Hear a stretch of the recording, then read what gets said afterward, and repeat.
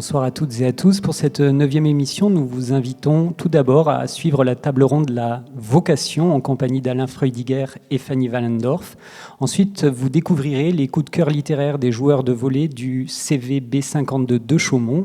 Et enfin, nous vous invitons à découvrir les événements littéraires proposés par l'association L'autre moitié du ciel. Alors, comment devient-on un grand champion? Comment en vient-on un jour à inscrire dans l'histoire de son sport son nom, parfois même à en changer le cours? Au prix de quels sacrifices, au prix de quels efforts, au prix de quels renoncements?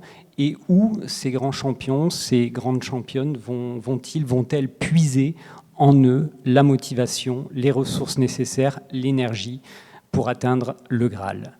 Au cœur de cette rencontre, il y aura deux sportifs d'exception, deux destins, deux figures importantes de l'histoire du sport, de leur discipline, mais également plus largement de l'olympisme du XXe siècle. D'un côté, donc l'Américain Dick Fosbury, qui va révolutionner dans les années 60 sa discipline, le saut en hauteur, et de l'autre, un Finlandais, un skieur finlandais, Matti Nykänen. Là, on est dans les années 80, et lui va également marquer d'une empreinte durable l'histoire du saut à ski. Fanny Wallendorf, vous êtes traductrice. Grâce à vous, on peut lire en français les lettres de Neil Cassady. Vous êtes également traductrice de 2 romans de Philip Quinn Morris et également de textes de Carver.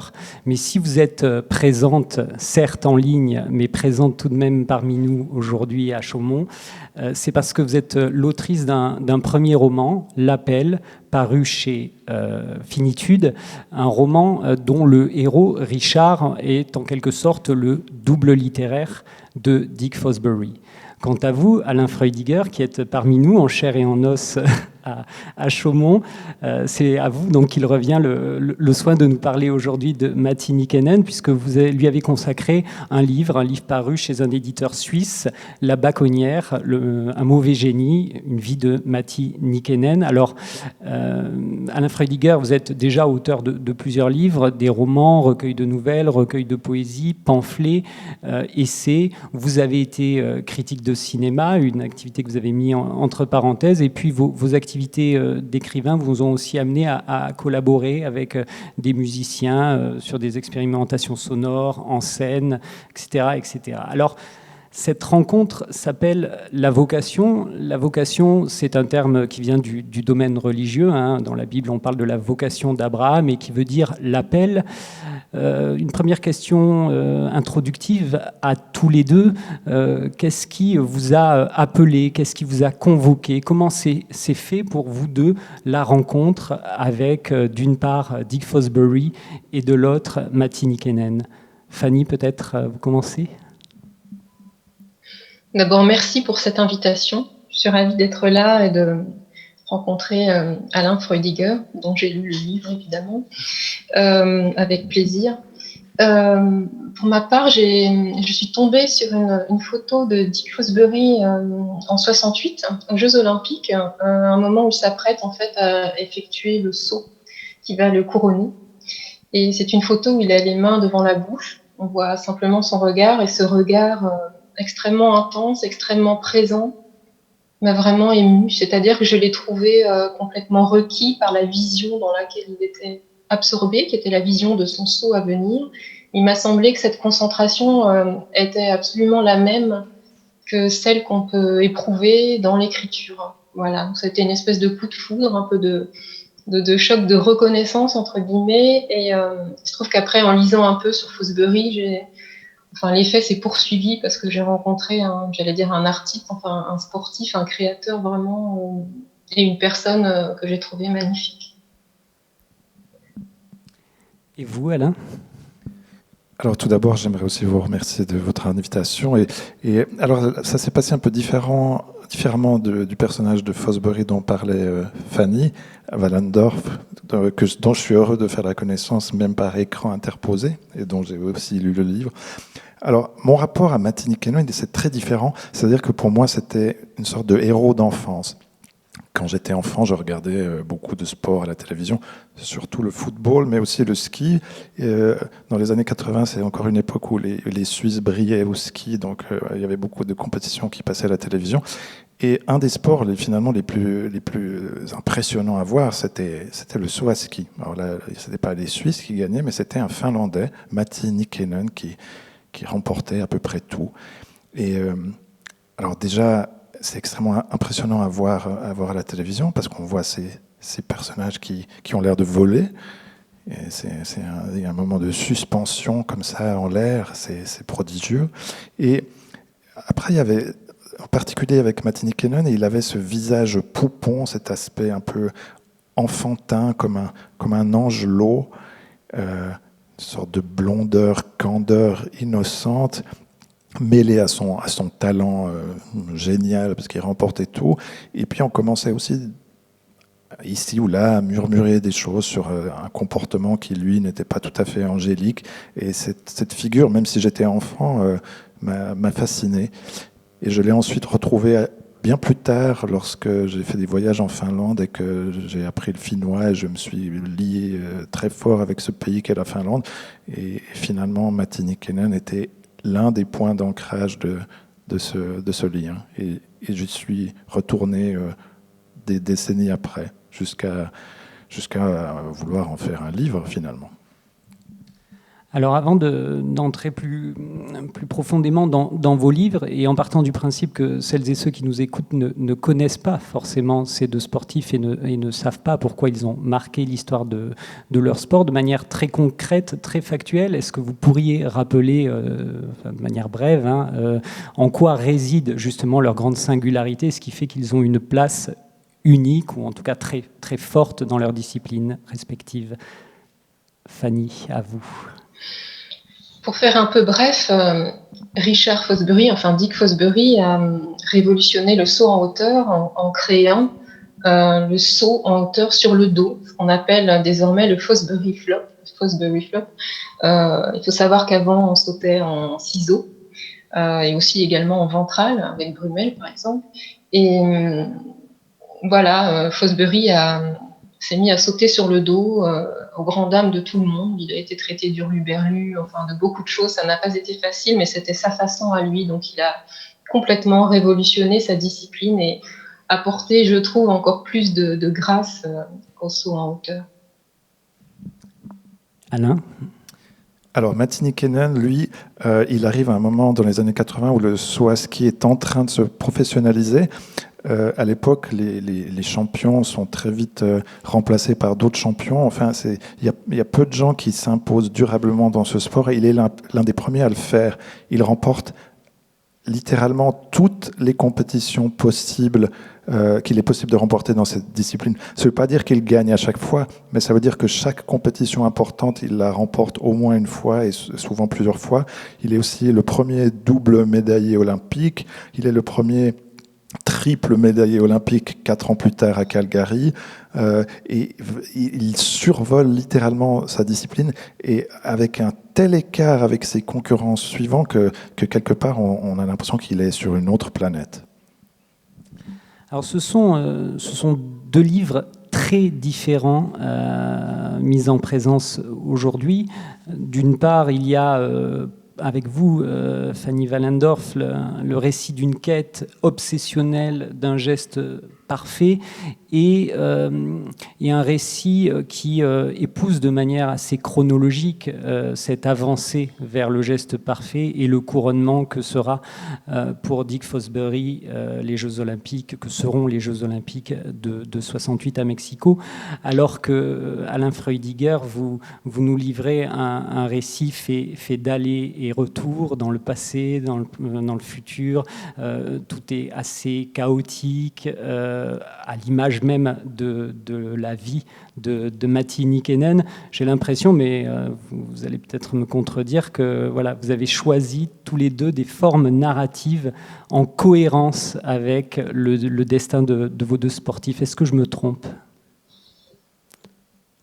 Fanny, Alain, allez, Fanny.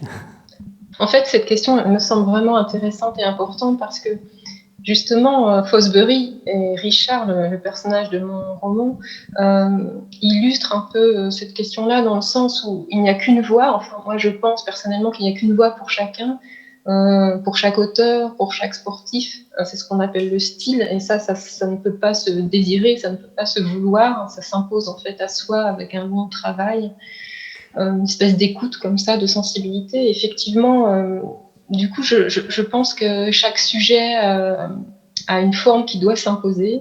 Et il me semblait que pour travailler sur cette obsession du geste parfait, qui est complètement parallèle pour moi à l'obsession de la phrase, par exemple, il fallait restituer quelque chose d'un temps intérieur. C'est d'ailleurs une des qualités du roman. C'est qu'on peut travailler avec le temps. Et là, c'est un beau roman, mais parce qu'il me fallait absolument restituer quelque chose d'un cheminement intérieur, de répétition en boucle, presque comme des boucles musicales, où à chaque nuance, en fait, il va apprendre quelque chose, entendre peut-être quelque chose et voir la voie qui s'ouvre devant lui à chaque pas, à chaque étape.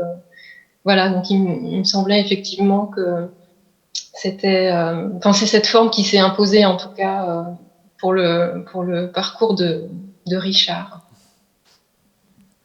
Alain? Oui, alors moi je suis aussi tout à fait d'accord avec ce qu'a dit Fanny, et cette question est pertinente parce que cette recherche de la forme adéquate, de la forme juste, en fait moi je procède comme ça pour chacun de mes livres, j'essaie de trouver la forme la plus juste pour ce livre à venir, ce livre en cours d'écriture, et dans le cas du Mauvais Génie, il y a à la fois évidemment le parcours de Matti Nykänen qui est lui-même un parcours très chaotique parce qu'on va sûrement en parler plus tard, mais il a une carrière après sportive catastrophique. Mais se mêlent à ça également mes propres souvenirs d'enfance, des données plus objectives qui sont ses succès sportifs, et puis ensuite tout un certain nombre de sources et de documentation de première main que j'ai pu acquérir en Finlande, et il fallait un petit peu tisser tout ça. Et la manière de le faire, finalement, j'ai été forcé de m'impliquer moi aussi de plus en plus dans la narration. C'est la première fois que je parle finalement autant de moi dans un livre, alors que je parle de quelqu'un d'autre. Et c'est cette recherche de la forme juste qui a exigé ça, parce qu'en fait, tout est parti du fait que c'était un héros d'enfance. Et ce rapport-là, à partir du moment où je parle de Matti Nykänen, je ne peux pas en faire abstraction, je ne peux pas me détacher de ce premier contact finalement que j'ai eu avec lui. Et c'est pour ça que la forme juste, plutôt qu'une fiction, plutôt qu'une biographie, ça s'est trouvé être ce qui pour moi est un portrait dressé de cette vie singulière. Ce sont tous les deux même s'ils sont évidemment très, très différents, des champions assez paradoxaux, si on s'en tient à l'image qu'on se fait aujourd'hui, en tout cas qu'une certaine industrie médiatique et sportive essaie de nous vendre de ce que doit être un champion, c'est-à-dire quelqu'un totalement dévoué à l'exercice de sa discipline, sans écart. Fanny Wallendorf, ce personnage de Richard, on a l'impression qu'il est avant tout lancé dans une quête qui est avant tout une quête de soi, que le sport est important, il y trouve la joie, mais il n'est pas du tout habité, par exemple, par l'esprit de compétitivité sportive à tout prix. Précisément pas. C'est-à-dire que quand on essaie de lui enseigner quelque chose via le biais de l'école, il essaye beaucoup de sport avant, ce qui est le cas vraiment de Fosbury, ça va pas, il se casse les dents au foot, ça se passe très très mal. Et en fait, il ne trouve sa relation, sa connexion, son intimité avec le sport que par un biais complètement personnel et complètement intime, secret presque. Donc il est absolument pas dans la compétition, ce qu'on lui reprochera d'ailleurs souvent. Lui, il essaye justement de répondre à cette chose mystérieuse et apparue comme ça, sans tambour ni trompette, qui l'appelle en permanence et puis avec laquelle, j'ai envie de dire, il dialogue presque, je veux dire, dans sa pratique quotidienne. Donc la compétition, ça n'est pas du tout son truc, ça n'est pas du tout son propos. Lui, il explore son geste et sa pratique. Voilà, et je pense que c'est précisément pour ça qu'il arrive à créer quelque chose, parce qu'il ne veut pas créer quelque chose. Lui, il veut juste faire à sa façon, de manière très humble et très simple, finalement. Il est très, très simple. Quand on regarde Fosbury, d'ailleurs, dans sa façon de se déplacer, très nonchalant, très grand, très pâle, avec un côté très, très enfantin. Il se parle souvent tout seul avant de sauter. Il a ses trucs, ses gris-gris, ses chaussures d'une couleur différente pour chaque pied, etc. Il est simplement tranquille dans son rapport avec sa pratique. Et le reste n'est vraiment pas pour lui. D'ailleurs, Fosbury, après son couronnement en 68, il échouera aux sélections des Jeux d'après, mais lui, de toute façon, il aura atteint quelque chose, il aura atteint une acmé, et du coup, il se retirera. D'ailleurs, vous décrivez dès les premières pages du livre un personnage qui n'est finalement pas si doué que cela. Il est embarrassé par son grand corps d'1,93 m. Il est maladroit. Il y a cette phrase au tout début du livre, pas une idée glorieuse, cette inscription au club de saut en hauteur pour ses 10 ans, mais son père y tenait. C'est presque tout l'inverse de ce que l'on attend d'une vocation sportive, non ? Peut-être d'une vocation au sens spectaculaire, tel que ça a été repris. Justement, j'ai l'impression qu'il y a un peu un avant, un après JO 68, c'est-à-dire qu'après, on rentre vraiment dans le sport-spectacle. Je dis ça vraiment en toute ignorance en la matière, mais en tout cas, c'est l'impression que j'ai eue quand j'ai travaillé sur ce livre. Je pense que ça, c'est peut-être un peu le récit qu'on peut se faire, voilà, un peu spectaculaire des choses. Qui m'intéressait, moi, c'est justement de montrer que ça passe par d'autres voies, qui sont des voies qui, pendant très longtemps, ne regardent que soi. Et que, voilà, en tout cas, moi, c'est la voie qui m'intéresse. C'est cette voie énigmatique.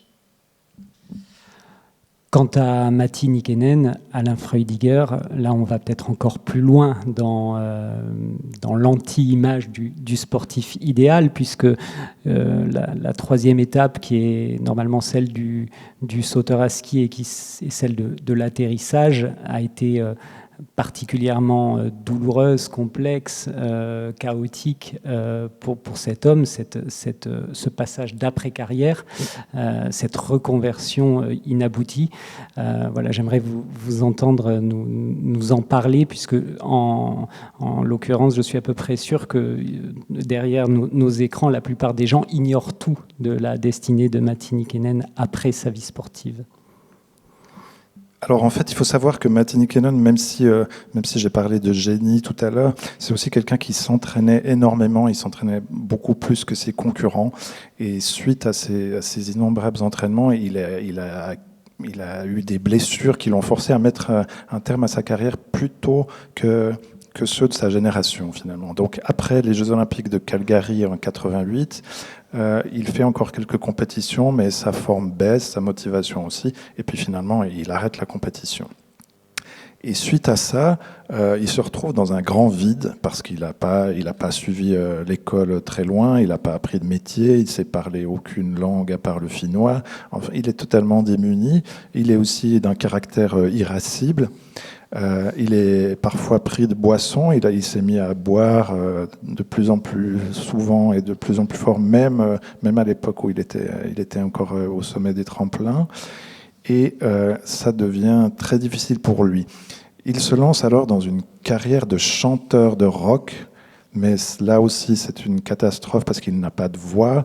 Il est accompagné par des musiciens chevronnés et des arrangements surproduits pour que ça donne quand même quelque chose, mais c'est très mauvais. Son disque se vend très très bien malgré tout parce que pour les Finlandais c'est un héros national et puis ils sont curieux d'aller voir Matti Nykänen en concert et d'écouter. Mais petit à petit, tout le monde se détourne de lui parce que ça devient un bouffon. Et il est aussi de plus en plus souvent ivre sur scène, ça devient pathétique, on va le voir comme on va voir un guignol. Et il s'enfonce là-dedans et il a ce besoin non pas tant de reconnaissance, mais de présence médiatique. Il a beaucoup de peine à exister sans le regard des gens et sans le regard des médias. Donc, il est tout le temps en train d'essayer d'attirer l'attention et ses frasques sont suivies et couvertes par toute la presse de boulevard finlandaise et parfois même jusqu'à la presse la plus installée. Et finalement, sa vie devient une sorte de feuilleton national, de plus en plus pathétique et affligeant, mais parfois attendrissant, ou parfois avec quelques rebonds plus heureux. Sa vie privée est mise en scène, ses mariages, mais aussi ses violences conjugales, et puis finalement jusqu'à ces violences qui vont déboucher sur même des tentatives de meurtre, et Matti Nykänen va faire de la prison. Et c'est l'histoire d'une longue déchéance. Cette omniprésence médiatique, cette apparition de plus en plus feuilletonnée dans les pages les plus sales des magazines People, on a l'impression que vous diagnostiquez aussi, ou que vous radiographiez une époque, celle des années 80. Oui, parce qu'en fait, il est aussi un moment charnière. Pendant l'époque de sa carrière sportive, il est en plein dans un regain de tension est-ouest de la guerre froide dans les années 80, jusqu'à ce que ça se dégèle avec l'arrivée de Gorbatchev. Et la fin de sa carrière coïncide avec la fin de la guerre froide. Et la fin de la guerre froide, c'est aussi l'essor des nouveaux médias, d'une sorte de libération de la presse, de libéralisation plutôt, avec aussi des sujets peut-être de plus en plus trash, et une volonté de trash, de choquer, de faire de l'audience. Et Matti Nykänen arrive en plein dans ce moment-là, et forcément qu'il participe de son époque avec ça. Parce que outre sa carrière de chanteur, il va exercer différents métiers, mais à un moment donné, il va même faire du striptease. Donc on entre en plein dans cette société spectaculaire des années 90, début 2000, qui allait toujours plus loin dans le trash et le scandaleux pour faire du chiffre et faire des ventes. Et quant à Richard, Fanny Wallendorf, c'est lui aussi un parfait enfant de cette fin des années 50 et de ces années 60 aux États-Unis. J'ai rappelé votre travail et vos travaux de traductrice, votre passion pour les États-Unis. Embrasser ce sujet et écrire ce livre à partir de Dick Fosbury, j'imagine que c'était aussi pour vous l'occasion de dresser le portrait d'une Amérique que vous aimez, et d'évoquer aussi une figure presque de la contre-culture américaine. On peut aller jusque-là ?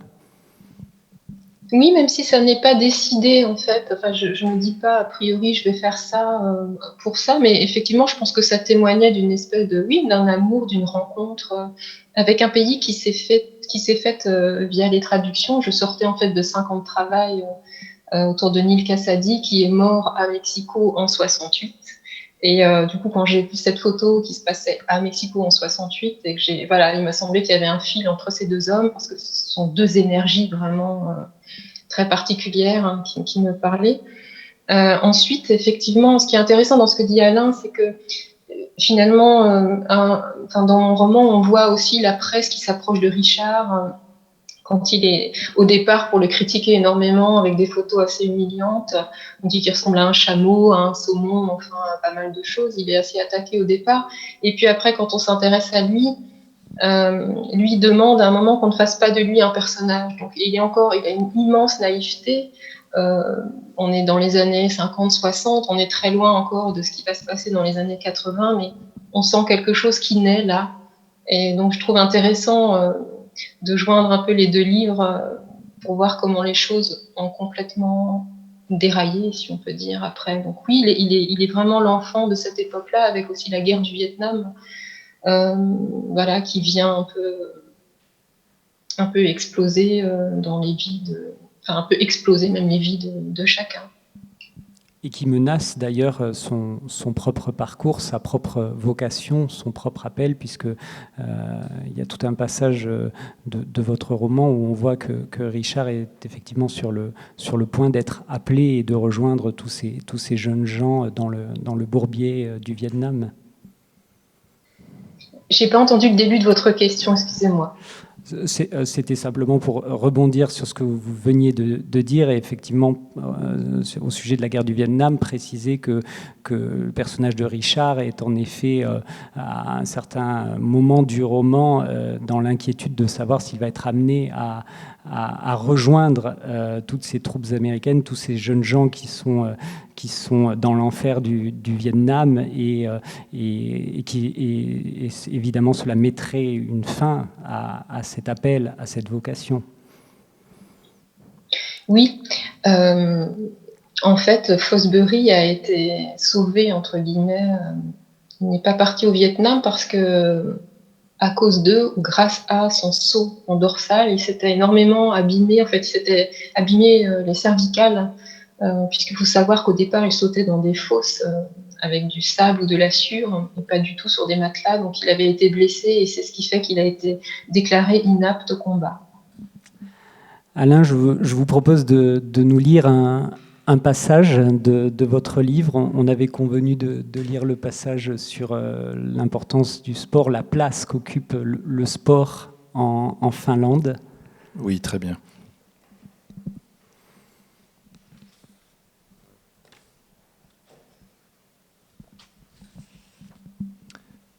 Pour la Finlande, le sport a toujours été un moyen important d'exister dans le monde. Déjà avant l'indépendance de 1917, lorsque la mère patrie était un grand-duché rattaché à l'Empire russe, les Finlandais obtinrent d'avoir leur propre équipe aux Jeux olympiques de Londres en 1908. Et dans les années 1920, les exploits du coureur Paavo Nurmi firent beaucoup pour donner une image jeune et dynamique du pays. Nurmi a été, avant Zatopek, voici un quart de siècle, le plus grand coureur de tous les temps. Surnommé le Finlandais volant, c'est lui qui a inventé l'entraînement au chronomètre dont il ne se séparait ni pour courir, ni pour manger, ni pour dormir, écrit Jean Echenoz. Le jeune État utilise alors le sport pour donner à la Finlande l'image d'une république saine de corps et d'esprit, à l'antique, avec des citoyens soldats sportifs. Helsinki obtient d'organiser les JO d'été en 1940. La guerre empêche l'événement, mais il aura lieu en 1952 et ces Jeux marqueront la renaissance finlandaise d'après-guerre. Durant la guerre froide, où la Finlande est muselée par son encombrante voisine, le sport est encore une manière de faire exister le pays à l'international. D'ailleurs, des pays parmi les moins portés sur les sports d'hiver éditeront des timbres à l'effigie de Matti Nykänen en 1984 ou 1988, à l'occasion des Jeux olympiques. Laos, Tchad, Paraguay, Guinée, République dominicaine. C'est pourquoi le mauvais comportement de Nykänen fâche certains au pays. Les sportifs ont un devoir d'exemplarité. Ils sont les ambassadeurs et les représentants de la nation à l'étranger. Mais Matti s'en tape. On dit que je gâche l'image du saut à ski finlandais. Bien sûr, j'ai fait des bêtises, mais qui répand ces histoires? Pas moi. C'est ceux qui racontent mes bêtises et ces histoires qui gâchent l'image. Matti Nykänen skie pour lui et dédie ses victoires au peuple finlandais, en excluant soigneusement les instances sportives. Il est le vilain garnement, le sale gamin finlandais. Un lutin, un diablotin, un mauvais génie. Moi, pauvre petit garçonnet, méchant moutard en chemisette, mais cependant, quoi qu'il en soit, mes skis frayent la piste aux chanteurs. Kalevala, chant 50, vers 609-612. Merci Alain Freudiger. On vient d'entendre des vers du Kalevala et c'est un aspect important, notoire de votre livre que d'avoir tressé avec l'histoire de Matti Nykänen et d'ailleurs votre propre histoire et votre propre rapport à Matti Nykänen, toute une série d'extraits du Kalevala qui viennent ponctuer, commenter la vie de Matti. Est-ce que vous pourriez nous dire un mot sur cet usage que vous avez choisi de faire de ces extraits du Kalevala? Et puis, pour commencer, qu'est-ce que c'est que le Kalevala? Alors, le Kalevala, c'est la grande épopée finnoise qui a été recueillie auprès de bardes en Carélie au XIXe siècle par Elias Lönnrot. Et en fait, la langue finnoise s'écrit depuis assez peu de temps. Donc pendant longtemps, sa tradition était orale. Et au XIXe siècle, il y a eu les premiers collecteurs de récits qui ont réalisé le trésor qui existait là, surtout en Carélie, qui était une région encore moins urbanisée. Et c'est une grande épopée qui a été mise en forme, il a dû un peu la mettre en forme, et qui a connu un succès considérable, déjà évidemment en Finlande, mais aussi à l'international, parce que tout à coup on découvrait une civilisation, osons le mot, avec ses récits, sa mythologie, ses héros. Et ce Kalevala a joué aussi un grand rôle dans le sentiment national et ensuite dans l'indépendance du pays qui était jusque-là tiraillé entre la Suède, la Russie, et il a fait beaucoup pour pouvoir asseoir une unité nationale. Moi, le Kalevala, je m'y suis intéressé parce que je suis allé régulièrement en Finlande, j'y ai vécu une année, j'ai appris le finnois, et forcément, à un moment donné, je me suis intéressé au Kalevala.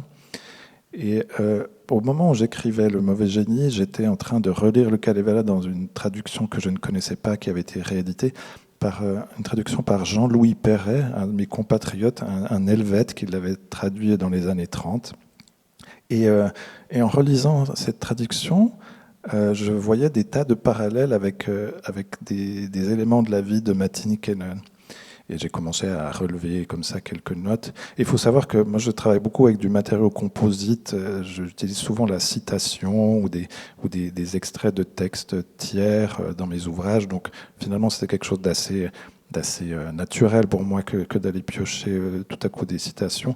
Et il se trouve que c'était le Kalevala parce que j'étais en pleine lecture et que certaines collaient assez bien.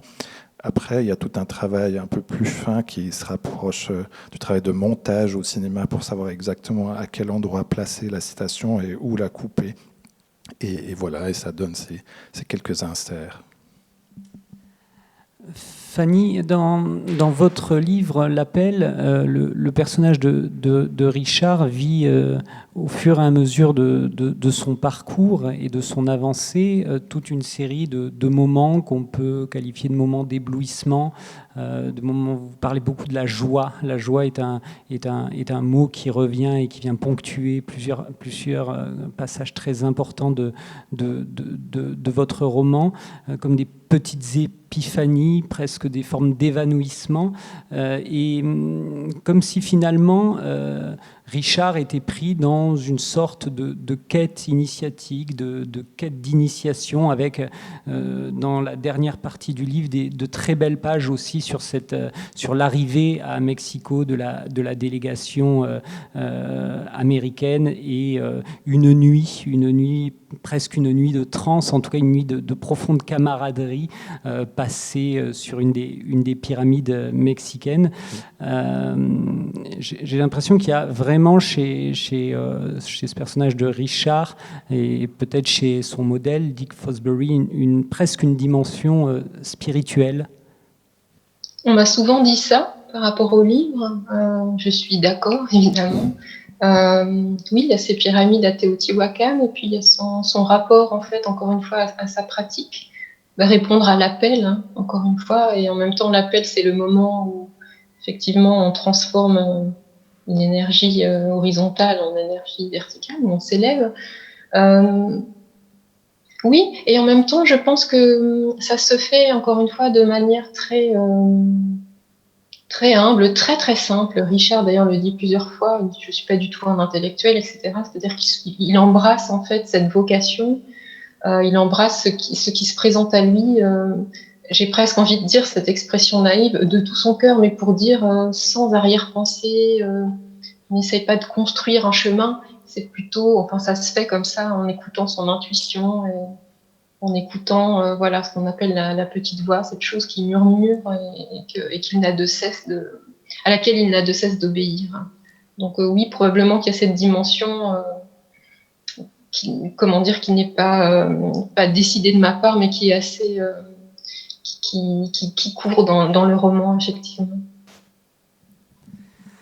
Et Alain, comment vous êtes revenu vers Matti Nykänen? Parce que vous nous avez expliqué tout à l'heure, en effet, que c'était je ne sais pas si on peut appeler ça un héros de votre enfance, mais en tout cas une figure importante de votre découverte du sport et de votre imaginaire.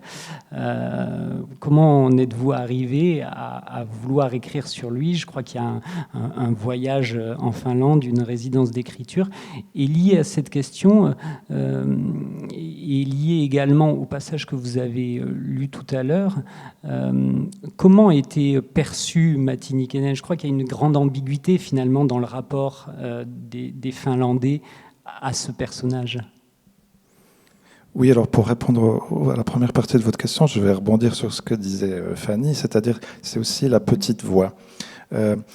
D'une manière un peu différente, mais j'étais en résidence littéraire en Finlande au printemps 2018 et je travaillais sur un tout autre ouvrage.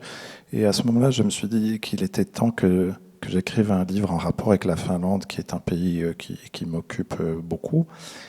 Et Matti Nykänen s'est imposé à moi comme une petite voix, parce que c'était finalement le premier Finlandais dont j'ai entendu parler, et puis peut-être même la première fois que j'entendais parler de ce pays qui est la Finlande.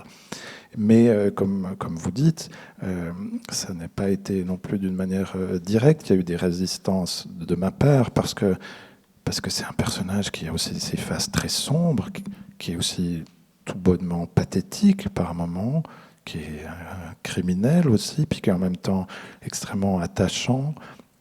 Et c'est ce rapport-là qu'ont les Finlandais aussi en général avec lui, c'est-à-dire que il est comme un héros national parce qu'il a remporté ses médailles de saut à ski comme personne avant lui. Et il faut savoir que le saut à ski, c'est un sport très mineur en France. Je crois qu'il n'y a pas beaucoup de gens qui s'y intéressent. Même si je crois que les femmes sont meilleures au saut à ski. Les Françaises ont eu quelques succès, je crois, le saut à ski féminin. Mais pour fermer cette parenthèse. Donc en Finlande, c'est un sport très important. Et à partir de là, il a été un héros national. Et sa chute pathétique, conjuguée à cette popularité de chaque semaine dans les journaux, avec aussi des tas d'éléments de sa vie quotidienne, l'ont rendu attachant pour la plupart des gens. Et en fait, tous les Finlandais ont un rapport plus ou moins intime avec Nykänen, ont quelque chose à en dire en tout cas. Alors évidemment, tout le monde n'adhère pas du tout au personnage. Il y a des tas de gens qui le rejettent, qui le méprisent, qui le condamnent. Mais personne ne peut rester indifférent, ou même une sorte d'indifférence. Mais même cette indifférence, c'est une indifférence qui s'en défend. Ah, mais je m'intéresse pas à cet homme. Il faisait vraiment partie de la vie des gens pendant une trentaine d'années. Il est décédé en début 2019. Et à partir de là, c'est plus qu'un sportif, c'est une sorte de figure nationale, à la fois pour le meilleur et pour le pire, dans laquelle on se reconnaît et dans laquelle on n'a pas envie de se reconnaître. Et j'ai senti tout ça chez les Finlandais avec qui je parlais de Matti Nykänen. Et je menais un certain nombre de discussions avec des gens pour savoir aussi ce qu'ils pensaient du personnage, parce que effectivement, c'est une incarnation de quelque chose d'assez profond pour les Finlandais. Fanny Wallendorf, est-ce que vous accepteriez de lire à votre tour un passage de l'appel ? Bien sûr, mais est-ce que vous en avez choisi un ? Mais oui, je me suis permis de choisir celui sur l'étrange grand-messe de la NCAA, donc à la page 286 et la page qui suit, jusqu'à la fin du... Tu dois rester concentré en toutes circonstances. Use de ta science personnelle tant que tu veux. Eddie prononce ses derniers conseils à voix haute. En ce mois de juin, la chaleur est écrasante. Le stade, immense, peut accueillir 75 000 personnes. Dans les gradins, réunis pour l'étrange grand-messe de la NCAA, des milliers de spectateurs frémissent d'impatience, tandis que les nombreux athlètes se préparent près des pistes. Ces dimensions extraordinaires rendent l'événement moins impressionnant. Tout à la démesure d'un rêve, et dans les rêves, on peut laisser l'instinct prendre le pouvoir. Les paroles d'Eddie résonnent dans la tête de Richard, qui les accueille en pensant au combat qu'il mène depuis des mois contre l'anxiété. Oui, seule la concentration pourra le sauver. La concentration jusqu'à l'éblouissement, jusqu'à l'expansion de la lumière blanche dans son champ de vision, quand il fixe un point invisible devant lui. Les épreuves commencent. Il perçoit le trac ou la confiance qui anime les autres, absorbe leur humeur dans une léthargie maîtrisée, puis revient au sautoir, aux sensations dans ses jambes. C'est à son tour. Il ferme quelques instants les yeux, happé par la lueur orange qui vibre derrière ses paupières. Il les rouvre, il fait monter le silence. Il voit son seau. Il réagit instantanément. Impulsion, mouvement des bras, appui profond des jambes, synchronisation, adhérence, timing secret. Il s'élance dans les airs, sa tête passe la barre, puis ses épaules. Il s'arc-boute. Un millième de seconde plus tôt, il s'assoit sur la barre. Un millième de seconde plus tard, il la fait tomber. Mais le mouvement s'accomplit. Ça a lieu. Pour son dernier saut, Richard est parfaitement concentré, sans espoir ni désespoir. Encore atterri sur le tapis que les applaudissements jaillissent comme les crépitements d'un énorme brasier. En passant 2,19 m, il pulvérise son record personnel et remporte le championnat. On se presse autour de lui, on le félicite pour sa progression hors norme, on lui rebat les oreilles avec sa technique, on le tire par le bras, on l'invite, on le raille, on le secoue, on lui serre la main. Il est heureux, rincé par l'exaucement répété du miracle. Après la remise des médailles, alors que des centaines de ballons sont lâchés au-dessus du stade, il contemple, la tête renversée en arrière, la manifestation de sa joie qui s'élève vers le ciel. Car Eddy vient de le lui confirmer. Avec ce résultat, il devient officiellement candidat aux sélections des Jeux Olympiques de Mexico. Merci beaucoup. Une dernière question, puisqu'il nous reste à peine 2-3 minutes à vous deux. Êtes-vous allé jusqu'à vous essayer à la pratique du sport que vous décrivez si bien tous les deux dans vos livres respectifs, ou cette science intime que vous semblez posséder est-elle simplement le fruit des miracles de l'écriture? Fanny? Cette idée me fait beaucoup rire, parce que m'imaginer passer 2 mètres, enfin plus de 2 mètres en saut en hauteur, j'aimerais beaucoup, mais non. Non, c'est simplement... encore une fois, c'est cette espèce d'étrange adhésion, parce qu'on m'a demandé souvent, effectivement, si j'avais pratiqué quand j'étais adolescente, enfin, quel rapport j'avais avec le sport. Pour ma part, c'était surtout la natation, donc rien à voir, mais enfin, pas tant rien à voir que ça, parce que précisément, j'ai toujours trouvé dans la natation quelque chose de parfaitement similaire à ma pratique de l'écriture, puisque j'ai publié des traductions, mais à la base, j'écrivais. Et donc, je n'ai pas pratiqué du tout le saut en hauteur, mais j'ai évidemment énormément regardé Fosbury, parce que je trouvais fascinant et magnifique ce saut, de la même manière que grâce à Alain, j'ai découvert l'art de Matti Nykänen, et j'ai regardé ses sauts complètement extraordinaires et magnifiques, enfin ses vols, on devrait dire plutôt. Donc voilà, je ne me suis pas essayée à ce sport, mais j'ai vécu vraiment avec ce sport, et justement, précisément, je pense que les états dans lesquels on entre quand on écrit, pour ma part, sont les mêmes que ceux dans lesquels je peux entrer quand je nage ou quand j'apprenais en club à nager correctement. Et voilà, il me semble que c'est tout à fait la même chose, qui m'a permis, en fait, en écrivant un livre sur le sport, d'essayer d'écrire un livre sur l'écriture de manière un peu secrète. Alain, à vous de conclure. Oui, alors c'est amusant parce que moi, à la lecture du livre de Fanny, j'ai retrouvé toutes mes sensations d'enfance lorsque j'apprenais le saut en hauteur, le saut en ciseaux, le saut style Fosbury. Mais je ne retrouvais pas le saut ventral, parce que dans le livre de Fanny, il est aussi question d'un sauteur russe qui est champion dans les années 60 et qui pratique le saut ventral. Et je savais pertinemment que j'avais fait le saut ventral de mon enfance et je ne retrouvais pas physiquement ce geste. Et j'ai regardé moi aussi des vidéos et tout à coup, ça m'est revenu. Et tout ça pour dire que à travers l'écriture, mais aussi à travers ce qu'on pourrait appeler l'imagerie mentale, c'est d'ailleurs quelque chose que pratiquent les sportifs, on peut retrouver les sensations corporelles d'un mouvement sportif uniquement par l'imagination et en se représentant des séquences d'images, de mouvements. Et c'est aussi comme ça que j'ai pratiqué pour le saut à ski, parce que j'ai jamais pratiqué de saut à ski en vrai, j'ai fait du ski, je me rappelle de certaines sensations lorsqu'on fait un saut sur une bosse de taille moyenne, mais ça n'a pas grand-chose à voir. Mais malgré tout, ces sensations, on peut m'y servir dans l'écriture, et le reste, je suis aussi allé voir un tremplin en Finlande, les sensations qu'on a au sommet d'un tremplin, il faut savoir c'est quelque chose de très impressionnant, et tout ça couplé avec l'imagerie mentale permet d'approcher, même si évidemment ça ne sera jamais l'expérience réelle du saut, mais en tout cas permet d'approcher suffisamment pour essayer d'en rendre compte par l'écrit. Merci beaucoup Fanny Wallendorf et merci Alain Freudiger.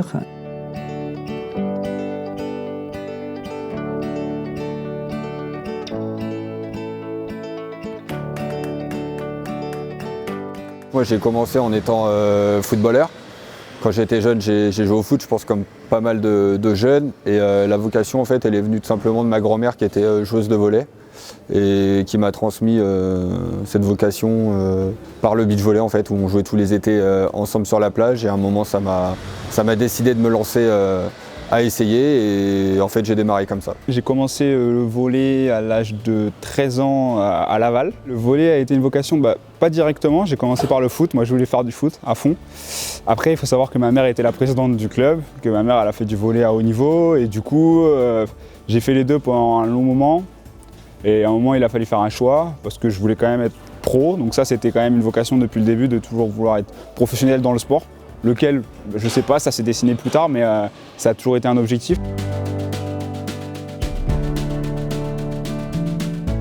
Mon père, il était dans le volley déjà, et donc ça ne m'intéressait pas tant que ça.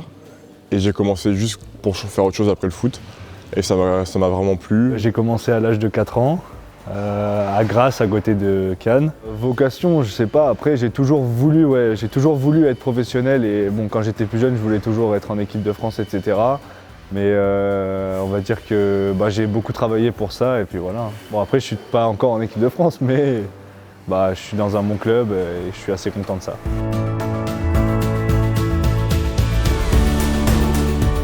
Sport et littérature, ce que ça m'évoque, c'est surtout les autobiographies de sportifs. J'en ai lu certaines qui m'ont inspiré ou juste parce que j'avais envie de les lire, ça me donnait envie de m'intéresser aux personnages. Quand j'étais petit, j'ai beaucoup lu de BD, donc j'aurais dit Yakari, c'est une BD c'est un jeune Sioux en Amérique du Nord qui peut parler avec les animaux, et donc c'est vachement intéressant en termes d'écologie. Aujourd'hui, on en revient beaucoup, donc c'était protection de l'environnement, etc. C'est une BD qui m'a marqué.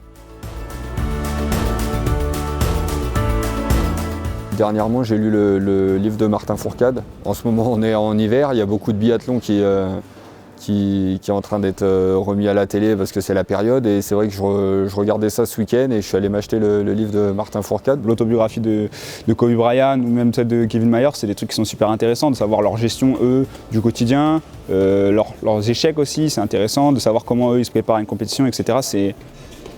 Tu peux apprendre et t'inspirer de ça.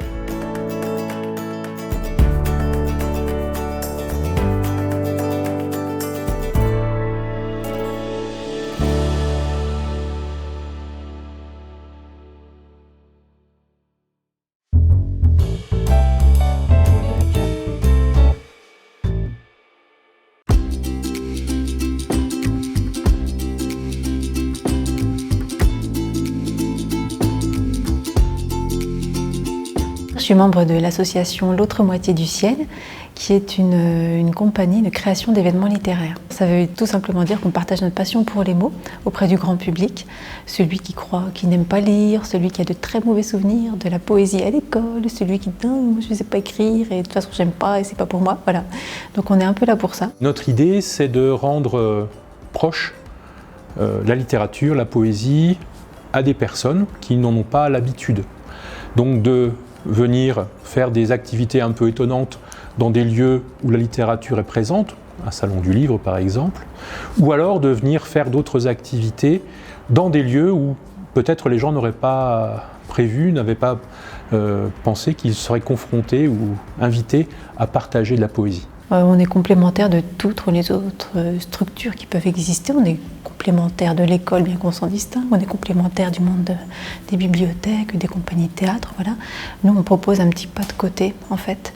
Et on essaye d'emprunter des chemins de traverse pour faire vivre notre passion des mots et surtout pour la partager.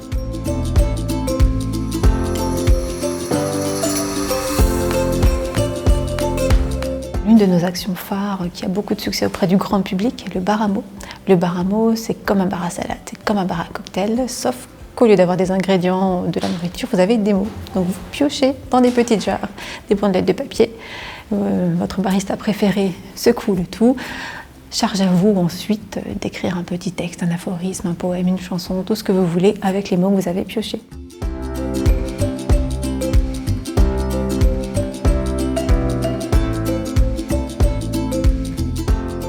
Nous proposons également au Salon du Livre l'un de nos classiques, les impromptus poétiques sous ombrelle. Il s'agit d'une petite déambulation lecture poétique où nous murmurons à l'oreille des gens un texte avec une couleur émotionnelle particulière. Il jeta bientôt ses armes en brousse et ignora l'appel du clairon. Choisit l'exil, se fit ermite, changea de nom, mais revint épier sa descendance, nuitamment. La guerre ne tue pas l'absent. Et puis on a d'autres activités, on a un peu une activité phare qui revient régulièrement, à peu près tous les ans, qui s'appelle la rêve party.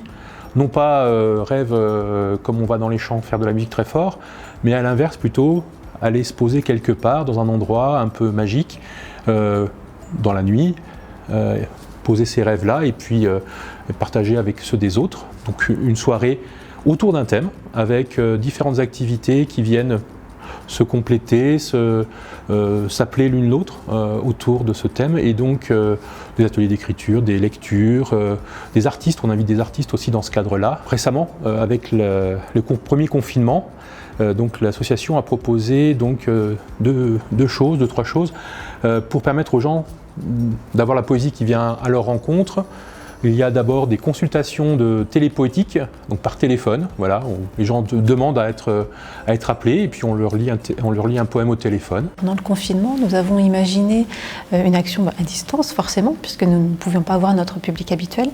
Nous avons constitué des petits sachets de gélules poétiques.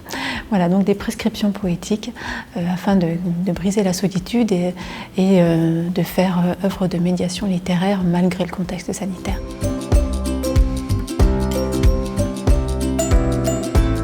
Il y a des réactions très fortes quelquefois de personnes qui pleurent, qui sont touchées par ces mots-là, qui sont peut-être aussi touchées par la manière dont c'est fait, parce qu'il y a une forme de proximité physique. Peut-être qu'il y a des personnes qui n'ont pas l'habitude qu'on leur murmure des choses à l'oreille et que c'est déjà une expérience en soi pour elles. C'était au tout début de la mise en place des impromptus sous ombrelle. Donc nous étions une petite fête de village, dans un village improbable au fin fond de la Haute-Marne. C'était très beau, il faisait une chaleur à crever. Et donc je lis un poème à une dame d'une soixantaine d'années peut-être. Et à la fin du poème, elle fond en larmes. Moi j'étais toute gênée. Ça va. Elle me dit, c'est la première fois que quelqu'un m'offre du temps pour moi. Un ennui désolé par les cruels espoirs croit encore à l'adieu suprême des mouchoirs. Et peut-être les mâts, invitant les orages, sont-ils de ceux qu'un vent penche sur les naufrages? Perdus, sans mât, ni fertiles îlots, mais ô mon cœur entend le chant des matelots. De Stéphane Mallarmé. Je rappelle que vos ouvrages respectifs, donc L'Appel, paru chez Finitude, et puis Le Mauvais Génie, une vie de Matti Nykänen à la Baconnière, sont disponibles à la médiathèque Les Silos de Chaumont et également au sein des 3 librairies chaumontaises à la Une, Apostrophe et Le Pythagore. Merci à toutes et tous de nous avoir suivis et à bientôt pour une prochaine émission.